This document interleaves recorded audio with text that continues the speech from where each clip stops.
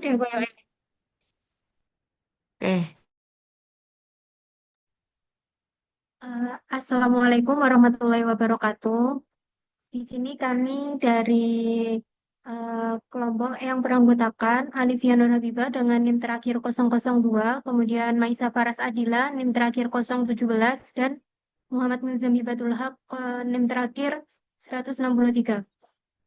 Di sini kami akan mempresentasikan laporan akhir dari tugas mata kuliah Startup Development, yaitu sebuah pengembangan startup.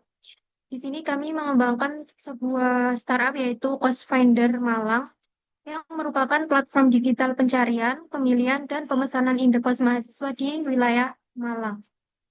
Next, next, next.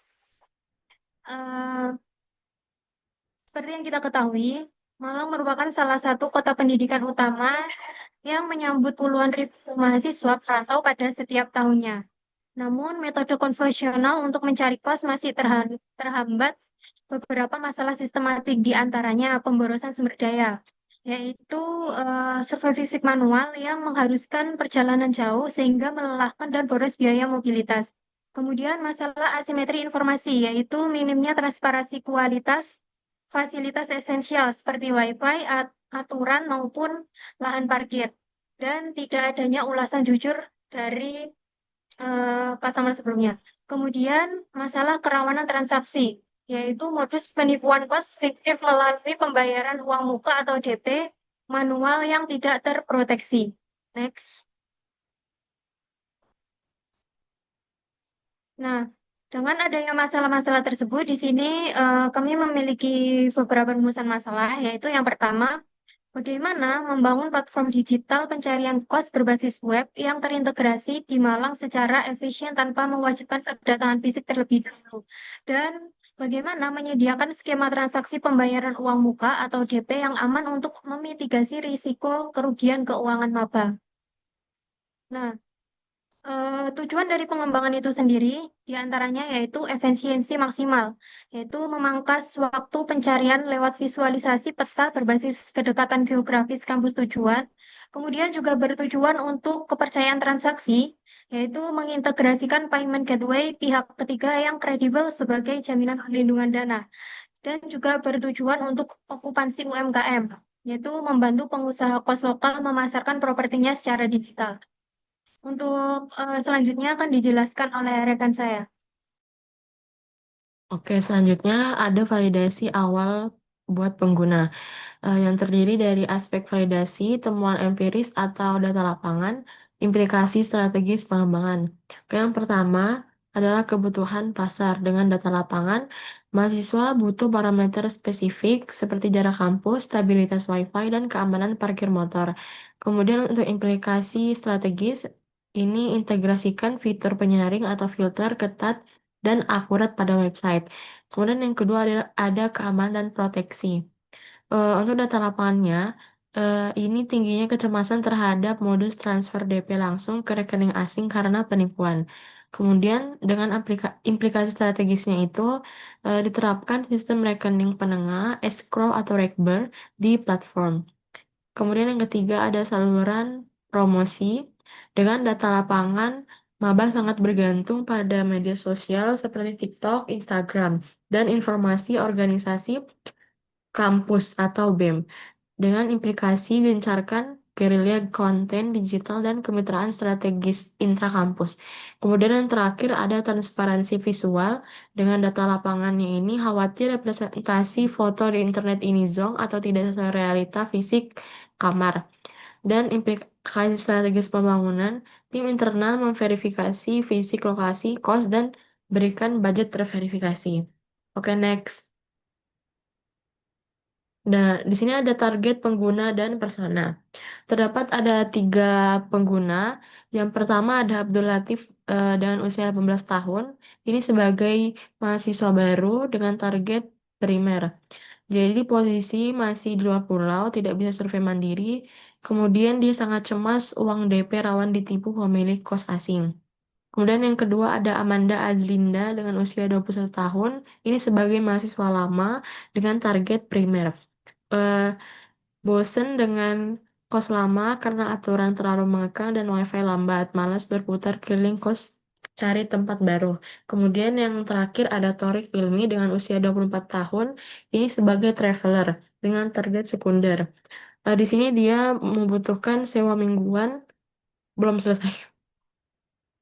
Membutuhkan sewa mingguan atau bulanan secara fleksibel fleksibel di Malang tanpa birokrasi atau sistem kontrak tahunan yang rumit. Oke, next. Yang kedua ada arsitektur produk dengan rancangan produk dan prioritas MVV.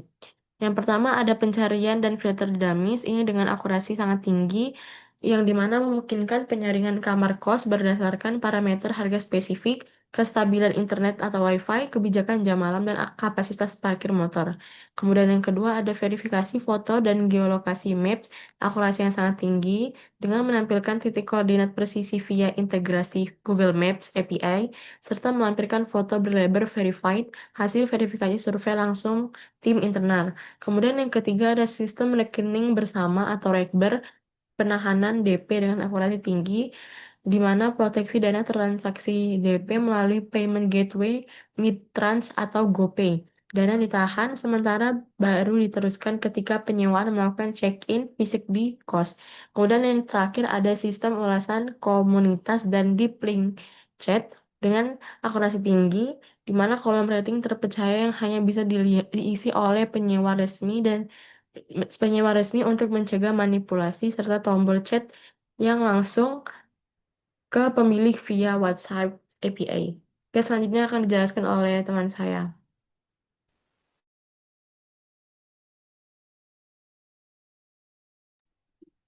Selanjutnya adalah bisnis model kanvas atau BMC. Nah, dimensi ini di sini eh, dimensi BMC itu ada kemitraan dan aktivitas, pro, proposisi nilai, hubungan dan saluran, struktur pendapatan dan struktur biaya. Di kemitraan dan aktivitas ini adalah eh, orang-orang atau pihak-pihak yang terdampak dengan adanya eh, cost finder ini, yaitu pemilik kos di Malang, adanya payment gateway, Midtrans, Google Maps, API, lalu aktivitas ada verifikasi lapangan dan maintenance web. Terus proposisi nilai, ada pencarian cepat terintegrasi, untuk spesifik mahasiswa, review autentik bebas manipulasi, keamanan transaksi DP. Lalu hubungan dan saluran, ini platform berbasis web mandiri, Coastfinder ID, media sosial TikTok dan Instagram, kolaborasi BEM dan organisasi kampus untuk marketing dan promosi. Lalu ada komisi transaksi booking 10-15% sewa pertama, slot iklan pemilik kos, afiliasi produk penipuan, afiliasi produk penunjang, laundry catering.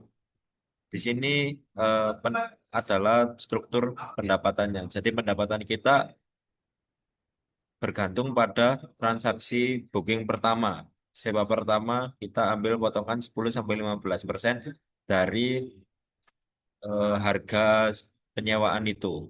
Lalu ada slot iklan pemilik kos dan afiliasi produk penunjang seperti laundry atau catering.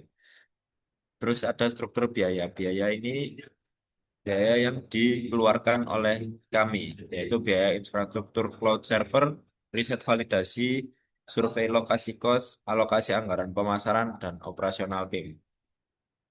Nah, ada beberapa tahapan untuk tugas ini, yaitu yang pertama tahap validasi, yaitu problem validation di area kampus Malang, seperti UB, UM, UIN, dan UMM, untuk memetakan kepedihan utama mahasiswa mencari kos. Kita eh, survei dulu eh, apa yang dibutuhkan oleh mahasiswa.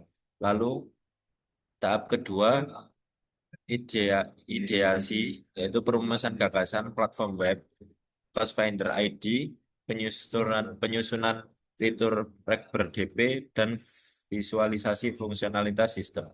Dari eh, problem validation ini kita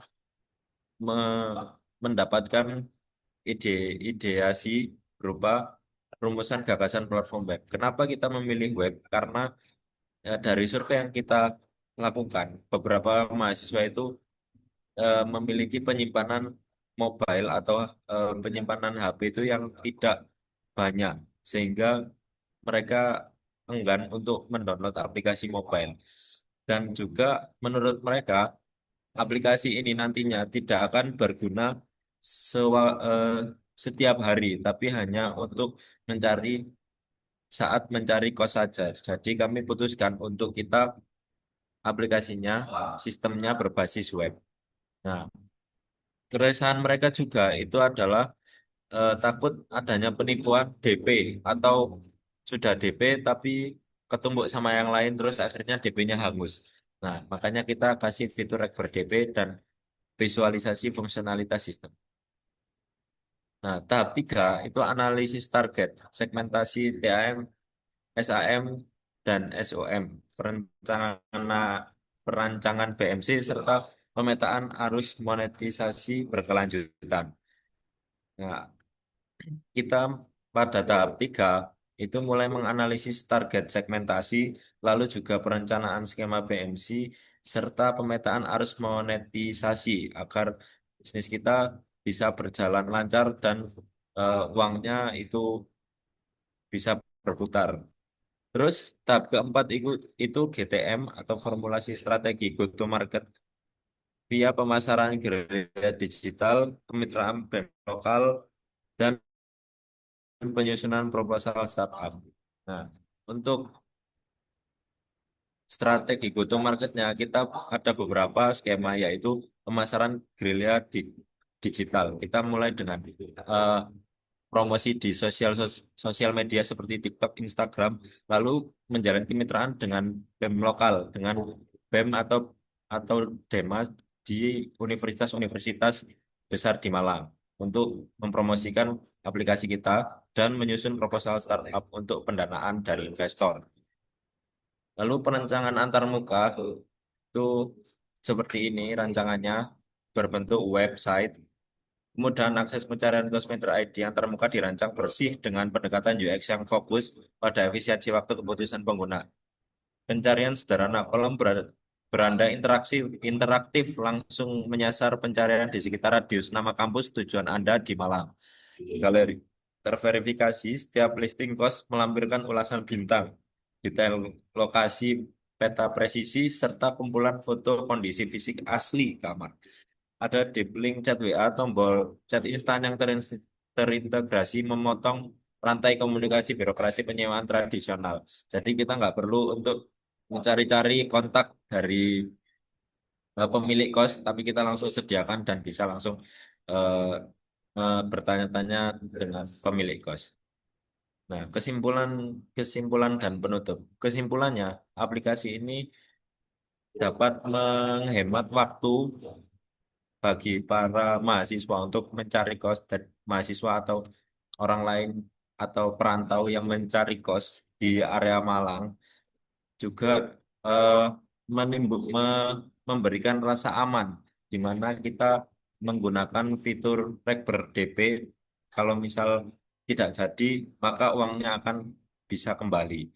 Lalu juga eh, klasifikasi yang terstruktur di mana kalau misal kita cari kos dengan spesifikasi tertentu, kita dapat mencarinya dalam satu aplikasi tanpa harus membandingkan informasi kos-kos dengan kos yang lain dalam beberapa aplikasi seperti Instagram, WA, atau TikTok.